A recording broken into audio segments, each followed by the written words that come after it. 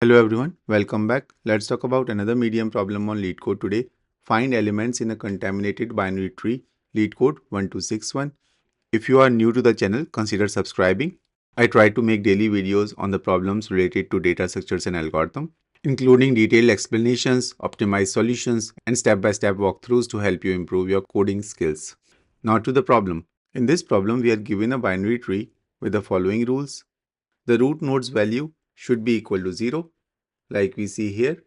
And for any tree node, if the node's value is x and it has a left child which is not equal to null, then the left child's value should be equal to 2 into x plus 1. Similarly, if it has a right child, then the right child's value should be equal to 2 into x plus 2. And the tree given to us is contaminated, which means that all the tree node values have been set to -1. And our task is to implement this FindElements class, where in the constructor we will initialize the object with a contaminated binary tree and recover it, and then in the find function we will return true if the target value exists in the recovered binary tree. Then in example 1 we are given the contaminated binary tree with two nodes, so we recover it by setting the root node's value to 0 and then its right child value to 2 into 0 plus 2, that is 2. And now the find operation is called. So first we find 1 and that does not exist, so we will return false in this case. Then find 2 is called and 2 is actually present in the tree, so we will return true in this case. Then in example 2, we are given the contaminated binary tree with 5 nodes, so we recover it. We set root node's value to 0, then the left child's value should be 2 into 0 plus 1, that is 1, and right child's value should be 2 into 0 plus 2, that is 2. And then we recover the children of node 1 as well. So the left child's value will be 2 into 1 plus 1, that is 3, and right child's value will be 2 into 1 plus 2, that is 4.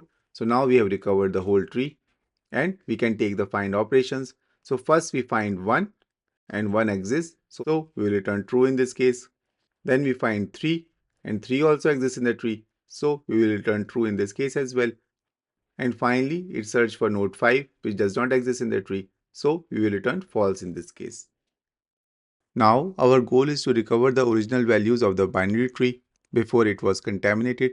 The problem gives us 3 key rules that define how values are assigned to nodes based on their parent. Now to recover the tree, we need to traverse it, and for that we can either use DFS, that is depth first search, or BFS, or breadth first search.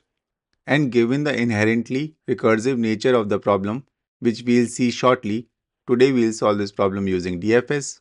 Let's look at the rules carefully. The first rule tells us that the value at the root node is 0, and this can be our starting point. So we assign a value of 0 to the root node, and from this point we can apply the second rule, where if the left child exists, then it gets the value of 2 into 0 plus 1, which is equal to 1. And for the third rule, if the right child exists, then it will get the value of 2 into 0 plus 2. And once we set these values, we can continue with the same logic recursively to the children of these nodes, propagating the correct values throughout. So to summarize the recovery logic, first we check if the node is null, that is, there is no child at this position. We stop the recursion at this branch and return. Otherwise, we set the recovered value at the current node and propagate the value as 2 into val plus 1 and 2 into val plus 2 to the left and right childs respectively. Now the time complexity of recovery will be O of n, where n is the number of nodes in the binary tree, because we visit every node exactly once during the traversal. And now let's work on the find operation. Suppose the recovery process is now complete, and when we are requested to find a node with a specific value, if we simply perform DFS or BFS again for every find operation, this will take O of n time, which is highly inefficient when dealing with multiple find operations, especially for the larger trees. So to improve the efficiency of the find operations, as you may have guessed already, that we can use a hash set, because adding the element and looking it up in the hash set takes O of 1 time. So while doing the recovery of the tree, we also add the recovered value to the hash set. Later, when we perform the find operation, we can simply check if the node exists in the hash set or not. and this allows us to perform the find operation in just O of one time for each query. Now let's quickly see this in action. First we recover the root value, which is 0, and add it to the set, and then we can recurse to the left or right. So suppose we went to left and recovered the value of the left child as 2 into 0 plus 1, that is 1, and add it to the set. Then we go further down and recover the left child of node 1, which will be 2 into 1 plus 1, that is 3, and add it to the set. Then we go down and now the value is null, that is there is no node. So our recursion path ends here. So then we go to the parent and go to the right child, and the value of the right node will be 2 into 1 plus 2, that is 4, and add it to the set. Now if we go to the left or right, we will again get nulls. So our recursion path ends here.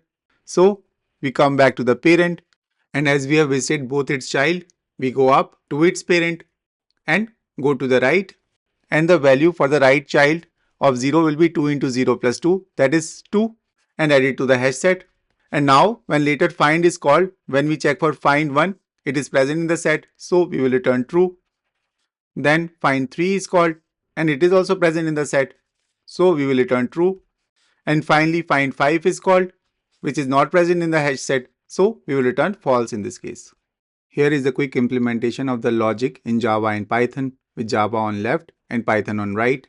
As you can see, both the implementations follow the same approach to solve this problem. In the constructor, we initialize the hash set to store all the nodes and call the recover method for the root node with value equal to 0, which will start the DFS and set the correct values for all the nodes in the tree and add all the correct values in the set. And once the recovery is complete, in the find operation, we just check if the set contains the target. If it does, then we return true, otherwise we return false. So that's all for this video. I hope this video was useful to you. If it was, please give it a thumbs up and share it with others who might benefit from it. If you haven't subscribed the channel yet, make sure to hit the subscribe button and turn on the notification bell so that you never miss an update. Your support helps me create more content like this. If you have any questions or suggestions, feel free to leave them in the comments below. Thanks for watching and see you in the next one.